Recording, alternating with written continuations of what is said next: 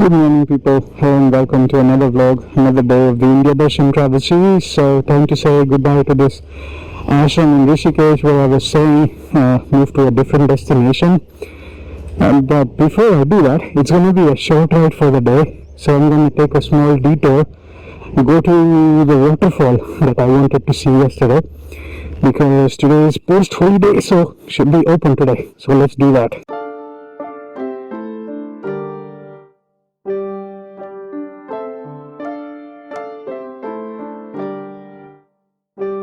So we're just going about 3 kilometers from here. It's very close by. So this is where the waterfall is. So yesterday was closed, the cops were sitting there. Hopefully today I can access. So this is actually direction opposite to where I want to go today. So today I'll be going down, but a small detour doesn't hurt. So at least I'm going to check out one waterfall in this area. So this slope is an ultimate driving test. They have a lot of speed breakers here, especially the last two ones are very big. And then the slope is very steep, even if it may not appear as such. So I have to be a bit careful with the uphill climb. Downhill also it's very steep, but you just have to be careful with the brakes. Uphill is where it gets a little bit tricky. You see this one is super big bumper. We've started rafting today. It's 9:30. Today started more or less on time, but yesterday because of Holi they started quite late actually. And do let me know how you like the Holi vlog. It was my first time playing Holi with a random bunch of strangers. It was a fun experience. Really liked it. So here we are. We have to go up from here. So yesterday you see the barricades, the cops are up here. Today seems doable. Sir, ये waterfall जा सकते हैं?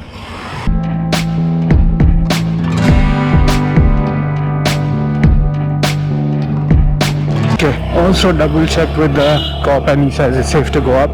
I think you go up to a certain point, you park and then you walk from there.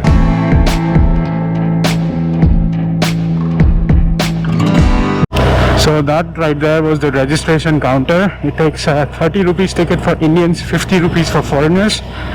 And just a few hundred meters ahead, you can see the waterfalls already. But I overheard somebody saying that if you go like 1.5 kilometers further up, that's where the actual main waterfall is. So let's try to see how far we get with the Activa first, and then we'll see if you want to trek or whatever. So should be a fun experience right in the middle of the mountains.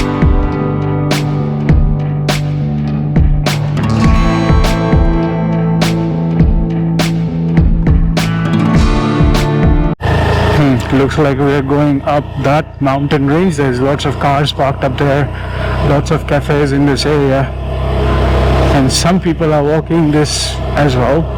It's a bit of a tough climb, so I mean, choose your mode. You can walk all the way up, or you can hitch a ride or come with your own vehicle. A lot of people have brought their own vehicles, and I think that's a more reasonable way to go up.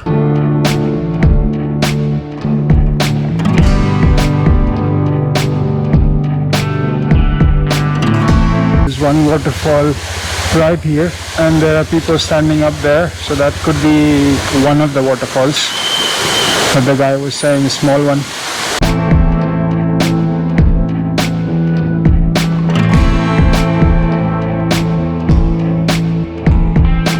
Just stopping by here for a second along the way because the views down there are really epic. Look at that. Down there all the way is the Ganges. Probably we came from somewhere up there. That's the main highway. Then that's the Serpentine Road all the way up the hills. Super nice. So far really enjoying the ride. Ooh, there's a resort all the way up here as well. Neer Resort. That's a really nice view to see from the resort up here. Let's take a stop by the, I'm guessing that's a Maggie point. Normally on the mountains you get a whole lot of Maggie. So let's stop by there and enjoy the view of the valley for a second.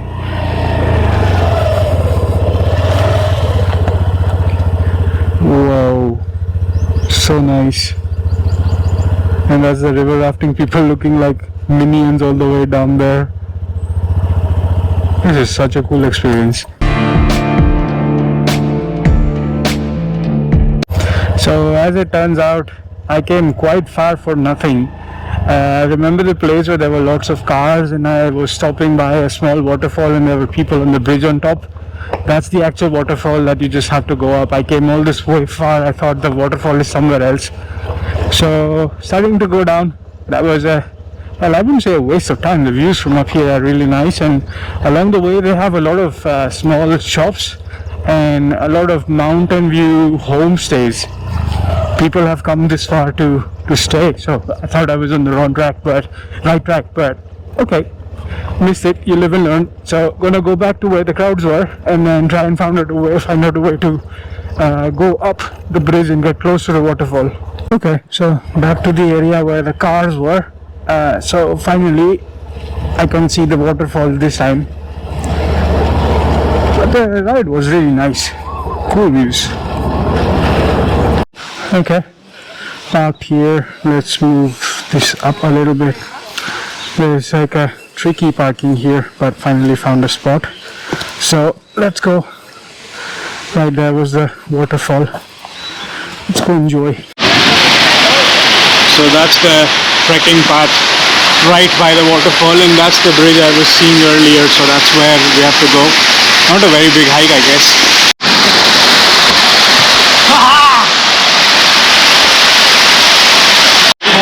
So these cafes by the waterfall actually reminds me of Japan.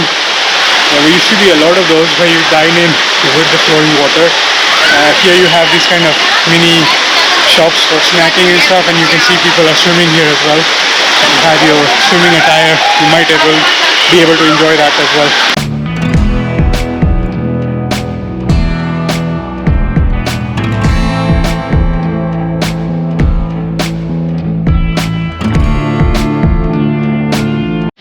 So that behind me is the Neer Waterfall.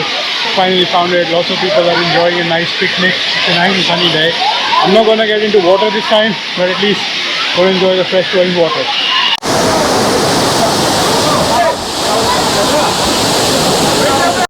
So right next to this waterfall is another trek that goes up there. It's a 2-kilometer trek from here. So this is a small one. There's one in the middle and one further up. I don't have the time to do this trek, but in case you do, you could consider going all the way up. It's getting really warm already. I'm gonna go to the next destination instead. So let's keep going. But it was fun. Normally waterfalls, there might be a bigger one up there, but this was fun as well. So let's go to the next destination. So I think this makes a whole lot more sense now. The forest officer was saying you have to do 2-kilometer trek up. Was this trek, not the main road 2 kilometers further up, because that basically got me a little further away from the actual waterfall. Just made a very lovely couple from Mumbai, Maharashtra. Well, actually they were from Pune in Maharashtra, and they are also here traveling. So we were just getting to know each other and learning how they're traveling. So they did some parts of my journey, but from the other side. So I was just learning from them, how things were, and any tips and suggestions, and also invited them to stay with us in our homestay. So hopefully we will get to see them at some point. So yeah, that was a very successful experience, and if you have all the time and if you want to go up to the higher falls, then you can very well do the 2-kilometer trek. But otherwise, even the lower, smaller one was still a fun ride. So let's get out of here and hit the main road, which I think is still going to be the mountainous road. We're going to cross the Ashram and go over to the other side. Let's see how the journey looks like, because I had to come the opposite direction for this, but definitely wanted to see one waterfall before leaving this part of town. And there's also another waterfall. So yesterday when I was out and about doing the Holi stuff, observing how the Holi works in the city, I gave a ride to one of the travelers, and they were mentioning There's another waterfall in the vicinity. It's called Secret Waterfall, which ironically is no longer a secret because everybody knows about it and the location is on Google. The official name is something else, but I think it's just been branded as a secret waterfall. They showed me photos and videos of that thing, and that looks quite nice. So if you have the chance to do like waterfall hopping tour, you could consider these few waterfalls in this area. So that's Brahmpuri, that's the ashram where I was staying. So even if you want to stay in the Osho ashram, the routes are the same, they just split at the end. So now we're going further up. I think this is the Badrinath highway, but we're gonna cross over the Ganges from a pool up ahead. That's pretty cool. So now we're going down this route towards Neelkant. Okay, cool. There's a sugarcane juice stall. Haven't had breakfast and I'm kind of hungry. So let's take a quick halt, have some juice first before moving on.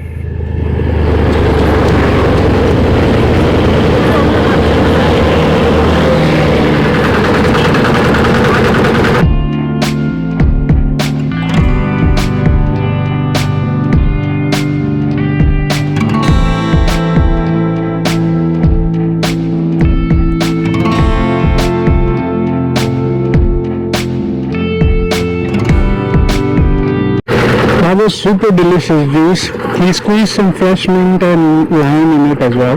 So that was really nice. Super refreshed because it's getting really hot now. So fresh squeezed sugarcane juice with some chaat masala and some spices on top. 50 rupees a glass. There's also a smaller one, 30 rupees a glass. So I took the 51. 10 in 10. Definitely recommend if you're on this route on the way to Neelkant. So let's continue the journey, cross over Ganges and head to the destination. Neelkant goes left that way 17 kilometers. Okay, cool.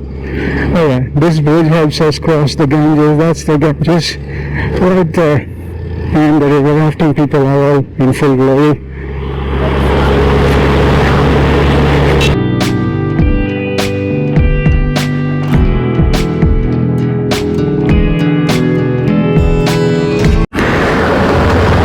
So stopped here. There is a entry fees 20 rupees for two-wheelers, 40 for cars and taxis and bigger vehicles. 100 rupees is the entry fees for the district of Podi Garhwal. Just taking a quick stop to stretch my legs while driving on the mountains. See another biker out there with a touring bike. It's all packed and ready to go. It's pretty cool, lots of biker community here. Anyways, just gonna rest up here real quick. Here it's a little bit cold in cloud cover, so rest up here real quick and then continue further.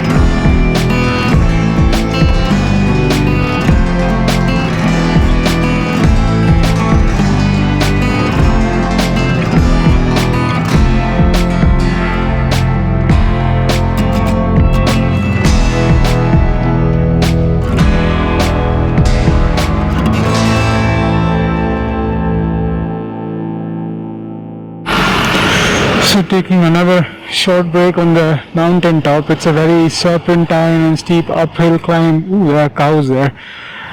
So yeah, it's a very treacherous ride. It's about 17-18 kilometers, but it's gonna take like good 1.5 hours. So I still have 4 more kilometers to go. Taking a short break, taking in the views. I think they are doing some sort of step farming over there because of the mountain regions, and those might even be some homestays. Reminds me of my trip down south back in the day with my father. We used to go to some Ooty and those kind of hilly areas there.